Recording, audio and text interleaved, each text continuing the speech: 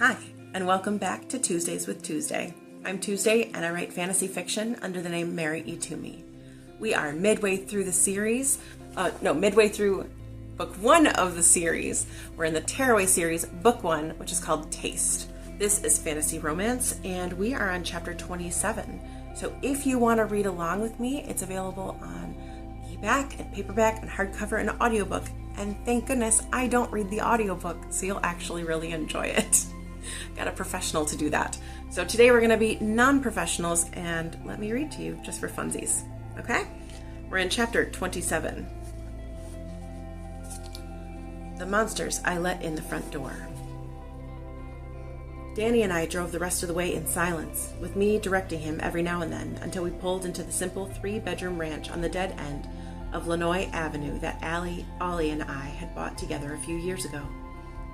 The brown brick home with emerald shutters and matching door had brought me such a sense of contentment walking into it before tonight. But upon sitting in my car and staring at my haven, I dreaded letting the reapers into my world. Vaughn parked on the street since there was no room, with Ollie's rental car sitting in the garage and Terrence the tourist parked in the driveway. I tugged at my fingers as I gathered my thoughts when Vaughn joined us by sliding into the back seat with his duffel. Did you two chum up and decide what to get me for a Christmas present? It's still a few months away, but good to know you're planning ahead. I like roller coasters. Nothing says I love you, Vaughn, quite like a roller coaster. Shouldn't be too troublesome to wrap.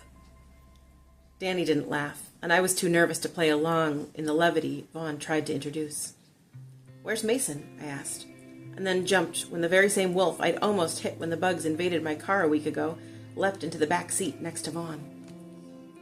What the crap? I got out of the car and clicked my fingers. The thick gray coat called out to be stroked, and I wondered how the wolf had found my home. Come on, baby, out you go. Vaughn sniggered. I keep forgetting you know nothing about our world. Mason's a matriculan. It means he can shapeshift. He thought it might be easier if you only had to explain bringing an animal home instead of taking a 31-year-old bloke into your bed. He jerked his thumb to Mason. He said you've already met him in this wolf form. I bristled and got back into the car so we could talk more, feeling like a dummy that I hadn't put it together. I mean, Fantasy Fiction 101 would demand that I know every wolf in the world is clearly a werewolf or a shapeshifter of some sort. I felt woefully behind on my magical education. I don't know what to say to that. I mean, it's crazy cool you're a shapeshifter, Mason. I turned to face him and get a good look at my new dog under the car's cabin light. I reached out and scratched behind his ears, smiling when he burrowed the top of his head into my palm. Thanks for being a dog. That does make it a little easier. Mason sneezed in my direction, as if in answer. Danny spoke for him. Mason's a wolf, not a dog. Can you seriously not tell the difference? He's a giant gray wolf. I frowned at Danny. No, he's not. If you want me to tell Ollie I'm bringing a pet home, how well do you think a wolf is going to go over? You'd be safer as a Viking. I turned to Mason, taking in his slate eyes that almost seemed to glow. You're a dog, Chief. Mason sat his hindquarters on the back seat and sighed his compliance. So my brother's inside.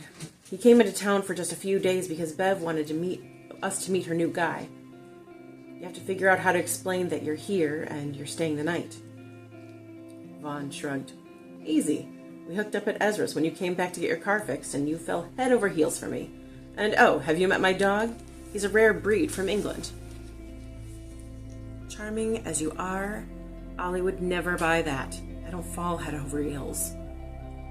Fine, then we're just hooking up for the night. I sighed, rubbing the stress from my forehead. I'm a virgin, Vaughn. I don't invite strange men to stay the night at my house. The point is to avoid looking suspicious, not draw attention to the freak show. Danny unbuckled his seatbelt when Ollie came stomping out of the front door. My brother flung open my car door with bare feet, wild eyes, a disheveled white undershirt, and black sweatpants he wore as pajamas. Where have you been? I've been calling you for hours. I almost called the cops to report you missing. Don't do that to me.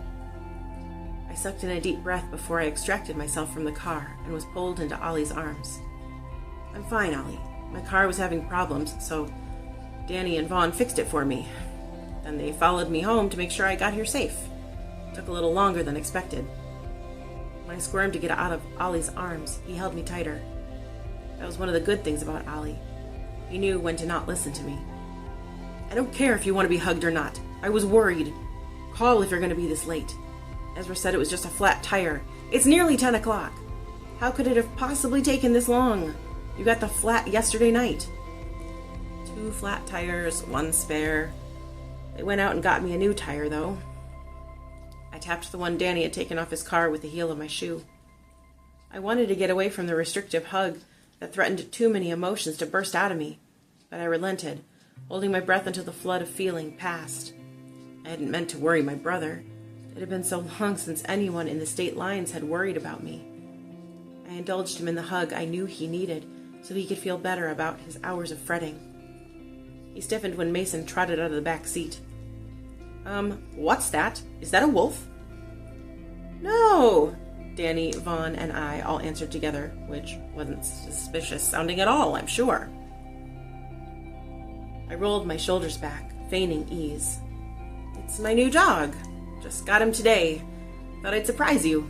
He's already housebroken, too, I warned Mason by way of a loaded hint. Oh, seriously? That's a huge decision. I had no idea you were even thinking about getting a dog. Ollie reached down and patted the top of Mason's head. Aw, that's a good boy. Man, I miss Sandy. He looked up at Vaughn. That's our neighbor's dog growing up. It was amazing. What's this one's name? Mason, I answered, and then closed my eyes and smacked myself in the forehead. I should have given him a name like Fido or something that was clearly not a person. Ollie merely smiled, not noticing the weirdness, thank goodness. Danny got out of the car, bags slung over his shoulder. He stood tall and addressed Ollie with a firm handshake, man to man. It was my fault. I had a dreadful time getting the new tire on. I'll take her car in tomorrow to make sure it's done right, first thing. Ollie examined all 4 of my tires. October knows how to change her own tires. I scrambled for a plausible excuse. The rims bent a little, though. It took a while to get everything set.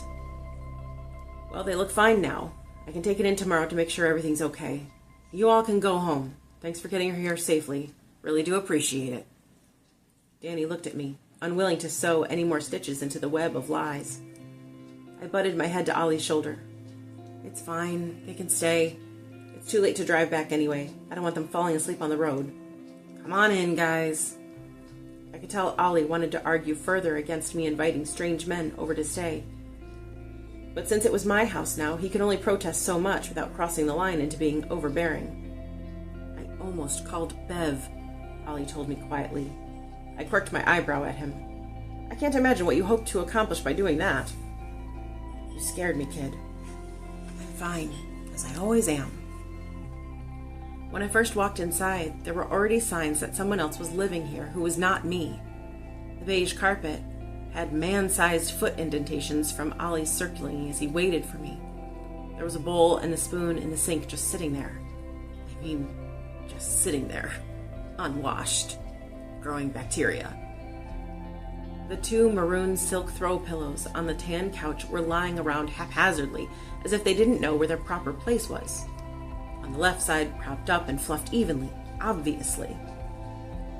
The remotes were strewn about on the coffee table, which had fingerprints on the glass and a watermark from the cup Ollie had no doubt forgotten to put on a coaster. When the others came in through the front door, I tried not to screech, "Take off your shoes!" to the newbies, but failed miserably, making them both flinch. Vaughn laughed and then looked at me incredulously, his eyebrow raised. "Oh, you're serious?" "Okay, calm down, grandmother." Ollie poured me a glass of water. "You look shaken up. What's going on?" I took a grateful sip, letting the water cleanse my tired insides. Car troubles always sit badly with me. I bought the car new so I wouldn't have to deal with repairs this early on. Just a bummer is all. "You could have called me. I would have come in a second." He lowered his voice. "But I'm proud of you for sleeping in a place that wasn't yours. That's some real progress." I lowered my chin, hoping the guys hadn't overheard that little tidbit. Yes, I like my own bed. My room is perfect, just the way I want it. Other beds? I couldn't even fathom the germs that might be crawling on the sheets I hadn't washed myself. I noticed the taupe curtains on either side of the picture window on the front of the house that were not hanging as they'd been when I'd vacuumed them 3 days ago. You don't have to worry about me, Ollie. I was lucky to be at Ezra's when it happened, so no big deal. I'm just overly tired. I finished my water and set to washing my glass and the few dishes in the sink. Guys, you can hit the shower if you need. I'll take the last shower, and then I'm going to bed.